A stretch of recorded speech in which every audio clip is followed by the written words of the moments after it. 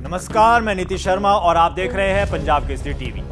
Operation सिंदूर, भारत के शौर्य की वो गाथा जिसे पूरी दुनिया याद रखेगी। भारत ने जब चाहा तब मारा, जहां चाहा वहां मारा। पाकिस्तान का डिफेंस सिस्टम भारत की मिसाइलों को ट्रैक करने में विफल रहा।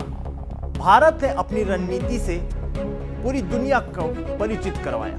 इसके बाद दोनों देश युद्ध के मुहाने पर आ गए और भारत ने पाकिस्तान के एयरबेस तबाह कर दिए। पाकिस्तान की एयरफोर्स फ्रीज हो गई। पाकिस्तान ने इस बीच भारत के साथ समझौते करने की पेशकश की, लेकिन भारत जानता है कि पाकिस्तान इतनी आसानी से सुधरने वाला नहीं है। यही वजह है कि भारत सीज फायर के बावजूद अपने फैसले पर अडिग रहा।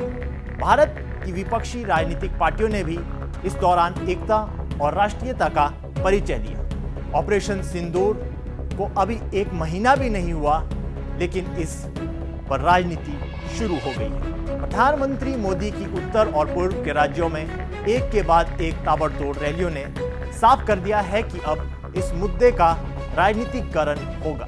ये कोई पहली बार नहीं है जब राजनीतिक पार्टियों ने युद्ध को चुनावी मुद्दा बनाया।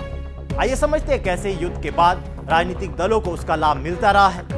दरअसल प्रधानमंत्री मोदी इस समय पूर्व और उत्तर भारत में योजनाओं की सौगात बांटते फिर रहे हैं। योजनाओं का शिलान्यास हो रहा है और फिर उसके बाद रैली होती है, जिसमें प्रधानमंत्री लाभार्थियों से मिलते हैं और जनता से सीधा संवाद करते हैं। देश के प्रधानमंत्री के तौर पर वो अपनी रैलियों में भारत की पाकिस्तान पर की गई कार्रवाई का जिक्र जरूर करते हैं। इस दौरान प्रधानमंत्री की रैलियों में ऑपरेशन सिंदूर के पोस्टर लगे हुए हैं। इन पोस्टरों में पीएम मोदी को एक हीरो की तरह दिखाया गया है। पोस्टर में जज्बे से भरे नारे लिखे गए हैं। रैलियों में जोश भरी भाषा का इस्तेमाल किया जा रहा है। कई लोग इन बयानों को अति राष्ट्रवाद के तौर पर भी देख रहे हैं, लेकिन विपक्ष को रास नहीं आ रहा है। विपक्ष इसे सेना के शौर्य का राजनीतिकरण बता रहा है। विपक्ष यूं ही नहीं कह रहा है, इसके पीछे गंभीर राजनीतिक कारण है। भारत के इतिहास में जिस भी सरकार के कार्यकाल में सेना ने पाकिस्तान के साथ युद्ध किया है, उस पार्टी को इसका राजनीतिक लाभ मिलता रहा है। आइए समझते हैं कैसे सेना के शौर्य से राजनीतिक पार्टियों ने अपनी किस्मत चमकाई। भारत पाकिस्तान के बीच करीब 4 युद्ध हुए हैं। इसमें भारत ने हर युद्ध में एक तरफी जीत हासिल की है। दोनों देशों के बीच होने वाले इस संघर्ष का लाभ राजनीतिक दलों को समय समय पर मिलता रहा है। भारत पाकिस्तान के बीच वैसे तो पहले बड़ा सैन्य संघर्ष 1965 में हुआ। इस संघर्ष के दौरान भारत की सेना लाहौर पहुंच गई। 1967 के आम चुनाव में इस संघर्ष का असर पड़ा। भारत में महंगाई और विदेशी पाबंदियों के बावजूद कांग्रेस पार्टी को बिना किसी दिग्गज नेता के जीत मिली। यह पहला चुनाव था जब पार्टी नेहरू के बिना लड़ी थी। इसके बाद इंदिरा गांधी भारत की प्रधानमंत्री बनी और 1971 में भारत ने बांग्लादेश की सहायता के लिए सेना भेज दी, जिसका परिणाम हुआ कि पाकिस्तान विभाजित हो गया। इस युद्ध के बाद आम चुनाव हुए। विपक्षी दलों ने इंदिरा हटाओ का नारा दिया। इसको काउंटर करने के लिए इंदिरा ने नारा दिया गरीबी हटाओ। इंदिरा गांधी ने इस चुनाव में जबरदस्त जीत हासिल की। अब भारत पाकिस्तान के बीच 20वीं सदी का आखिरी संघर्ष होता है 1999 का कारगिल युद्ध। ये युद्ध उस समय की बीजेपी की अगुवाई वाली गठबंधन की सरकार में हुआ। इस युद्ध के बाद भारत में बीजेपी देश का सबसे बड़ा राजनीतिक दल बनकर उभरा। ये पहली बार था जब किसी गैर कांग्रेसी दल ने पूरे 5 साल सरकार चलाई हो।